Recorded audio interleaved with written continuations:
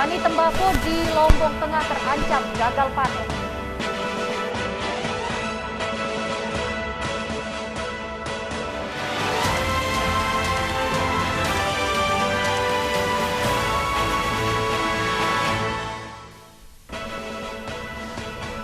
Assalamualaikum, salam jumpa pemirsa. iNews NTB kembali menjumpai Anda hari ini. Beragam informasi yang terjadi di Nusa Tenggara Barat akan kami hadirkan untuk Anda. Bersama saya, Rida Patiroi, inilah iNews NTB selengkapnya.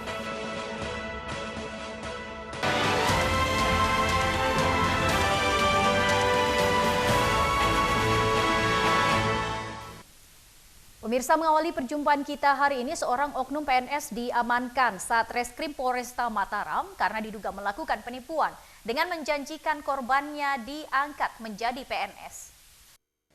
Terduga pelaku penipuan CN oknum PNS ini hanya bisa pasrah saat diamankan polisi.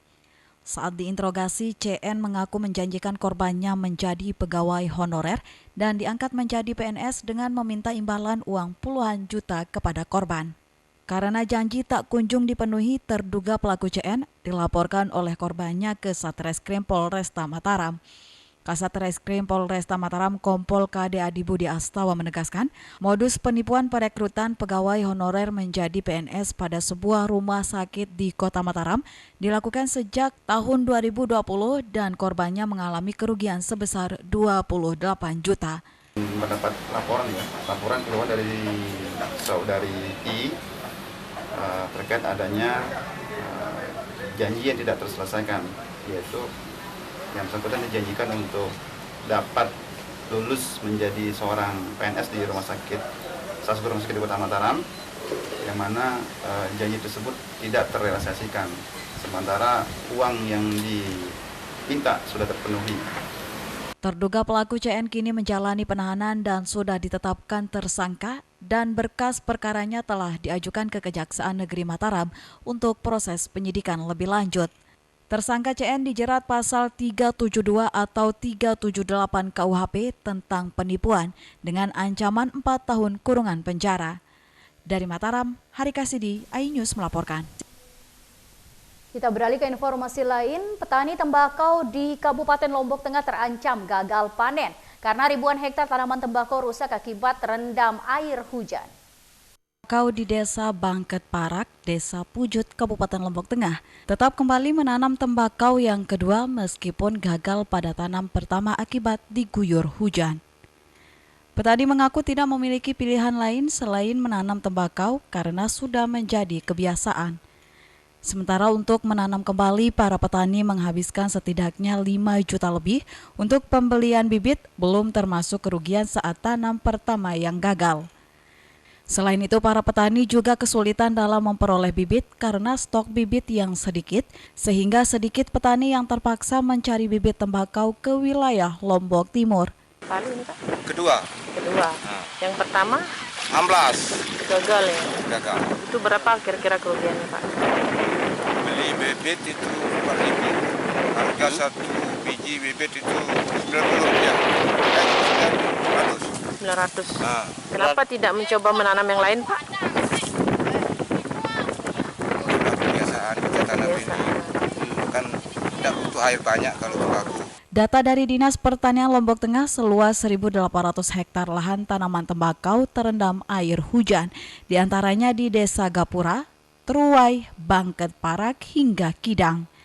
Dinas menduga kondisi ini terjadi lantaran proses persiapan lahan tidak maksimal, lantaran untuk persiapan lahan membutuhkan biaya yang cukup tinggi.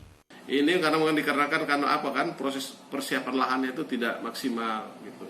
Karena memang juga saya mengakui bahwa menyadari betul biaya pembuatan persiapan lahan itu kan cukup mahal karena membayar tukang, membuat bedengan di lokasi, misal contoh Marong yang berdekatan dengan Bangket Parak dan berdekatan dengan Kidang, itu cukup bagus tanaman tembakonya.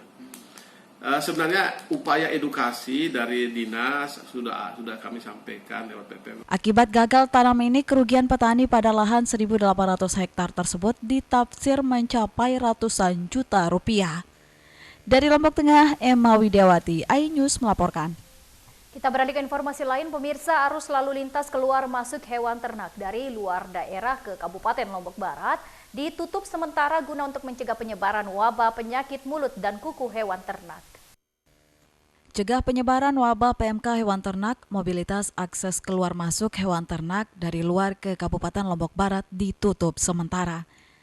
Terkait penutupan sementara tersebut, pemerintah setempat mengeluarkan surat edaran tentang pembatasan mobilitas keluar masuk ternak sapi ke wilayah Lombok yang akan mulai berlaku H-2 Idul Adha hingga H+2 Idul Adha.